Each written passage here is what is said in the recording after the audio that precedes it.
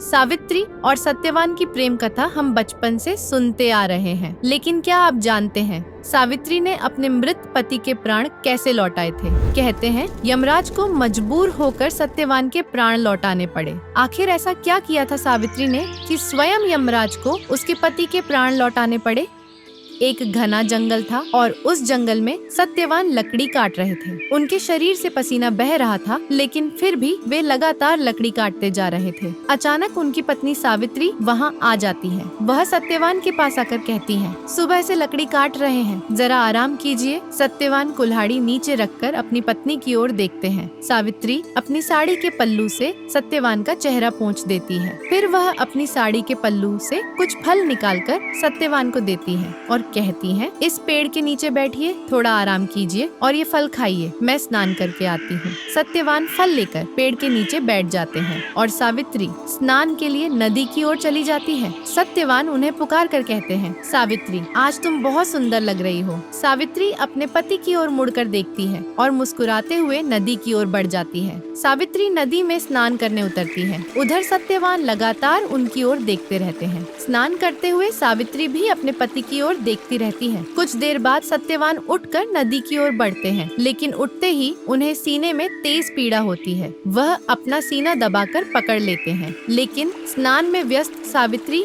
यह नहीं देख पाती। सीने में दर्द लिए ही सत्यवान सावित्री की ओर बढ़ते हैं। उनके शरीर से लगातार पसीना बह रहा है। वह नदी किनारे पहुंचते हैं ताकि सावित्री उनकी तकलीफ न समझ सके। वह अपना हाथ सीने से हटा लेते हैं। वह सावित्री की ओर देखकर मुस्कुराते हैं। सावित्री भी उनकी ओर देखती है। सावित्री जोर से कहती हैं, इधर आइए, आइए ना, पानी में आइए। सत्यवान सिर हिलाकर मना करते हैं। सावित्री समझ जाती है कि सत्यवान को कुछ परेशानी हो रही है। सावित्री जैसे ही पानी से बाहर आती है, सत्यवान जमीन पर गिर जाते हैं। उन्हें सीने में जबरदस्त दर्द होने लगता है। वह अपना सीना पकड़ लेते हैं। सावित्री दौड़कर उनके पास जाती है और उन्हें गले से लगा लेती है। इस घने जंगल में सावित्री किसे ढूंढे मदद के लिए? अब वह क्या करे? क्या वह सत्यवान को घर वापस ले जा सकेंगी? सावित्री रोते रोते अपने पति से कहती है, इतनी मेहनत करने की क्या जरूरत थी आपको? मैं तो सुबह ही समझ गई थी कि आपको कुछ हो गया है। सत्यवान अपने हाथों से सावित्री के आंसू पोंछते हुए कहते हैं, मुझे कुछ नहीं हुआ है, तुम चिंता मत करो।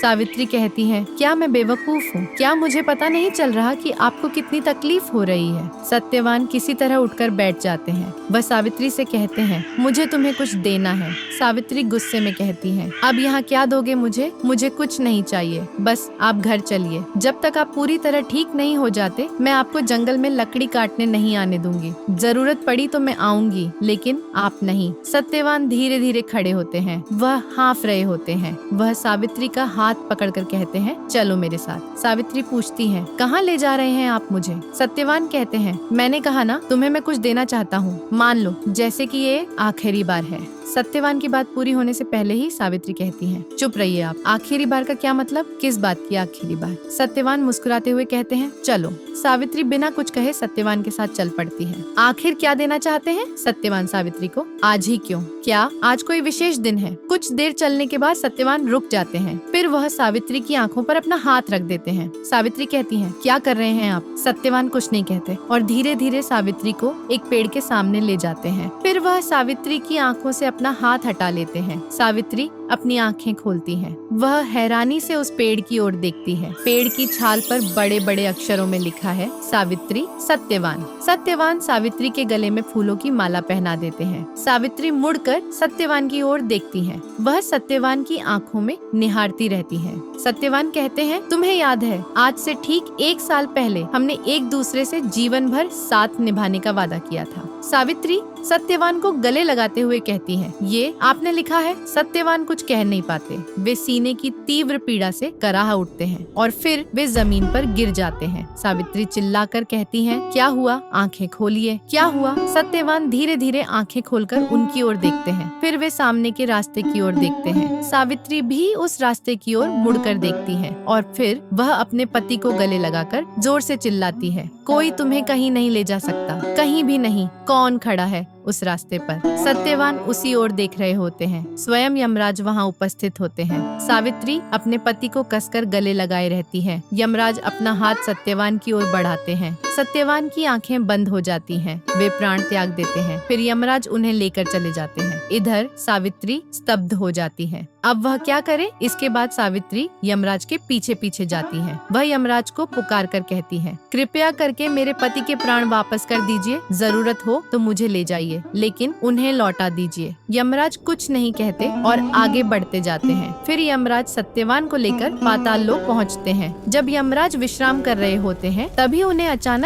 एक नारी की आवाज सुनाई देती है। वह चौंक जाते हैं। उन्हें समझ में आता है कि यह किसी आत्मा की नहीं, किसी मानव स्त्री की आवाज है। लेकिन कोई मनुष्य कैसे पाताल लोक में पहुंच सकता है? यह किसी साधारण इंसान के लिए असंभव है। यमराज सुनते हैं कोई स्त्री उन्हें पुकार रही है। यमराज, मैं आ गई हूँ। कौन है जो यमराज को पुकार रही है? यमराज दरवाजे की ओर देखते हैं और चौंक जाते हैं। यह तो सावित्री है। सावित्री उनसे कहती है, मेरे पति कहाँ हैं? मैं उन्हें वापस ले जाने आई हूँ। यमराज कहते हैं, तुम यहाँ कैसे पहुँच गयी? यहाँ पहुँचना तो असंभव है। सावित्री कहती है, मैं अपने पति के लिए हर असंभव को संभव बना सकती हूँ और इसका प्रमाण आपके सामने हूँ, क्योंकि मैं आपके सामने खड़ी हूँ। यमराज कहते हैं, मैं जानता हूँ यहाँ तक पहुँचने के लिए तुम्हें बहुत सारी कठिनाइयों का सामना करना पड़ा है। यहाँ तक कि तुम्हें अपने प्राणों का भी जोखिम उठाना पड़ा। तुम्हारे अपने पति के प्रति प्रेम और सम्मान देखकर मैं बेहद प्रभावित हुआ हूँ। बताओ तुम क्या चाहती हो? सावित्री हाथ जोड़कर कहती है, मुझे अपने पति का प्राण वापस चाहिए। इसके अलावा मैं कुछ नहीं चाहती। कृपया उन्हें मुझे लौटा दीजिए। यमराज कहते हैं, ये असंभव है। जिसे मैं एक बार यहाँ ले आता हूँ वह फिर कभी लौट नहीं सकता। सावित्री की आंखों से आंसू बहने लगते हैं। वह दरवाजे की ओर बढ़ने लगती है। तभी यमराज उसे पुकारते हैं, रुको, मैं तुम्हारे पति को तो वापस नहीं कर सकता, लेकिन उसके बदले में तुम जो चाहो वो पा सकती हो। बताओ तुम क्या चाहती हो? सावित्री कहती है, आप सोच समझ कर कह रहे हैं। यमराज कहते हैं, बिल्कुल,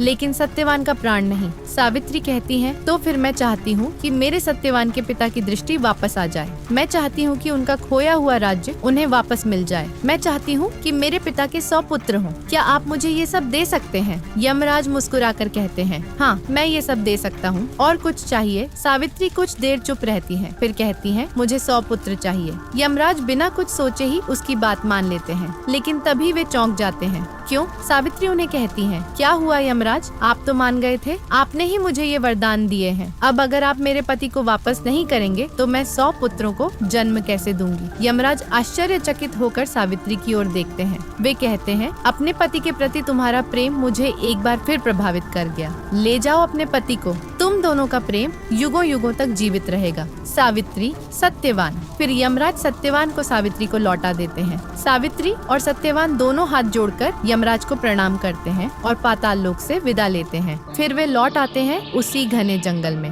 उसी पेड़ के सामने। सत्यवान सावित्री को गले लगाते हुए कहते हैं, उस दिन तुमने जो सवाल किया था उसका जवाब दिए बिना मैं चला गया था। आज मैं उसका जवाब दे रहा हूँ। हाँ, इस पेड़ पर जो लिखा है वो मैंने ही लिखा है। सावित्री, सत्यवान, हम एक हैं और कोई हमें कभी एक दूसरे से अलग नहीं कर सकता। आपको आज की यह कहानी कैसी लगी? हमें जरूर कमेंट करके बताएं। अगर आपको यह वीडियो पसंद आया हो तो इसे लाइक और शेयर करना न भूलें। और अगर आप हमारे चैनल पर नए हैं तो कृपया हमारे चैनल को सब्सक्राइब जरूर करें। वीडियो देखने के लिए आपका बहुत बहुत धन्यवाद।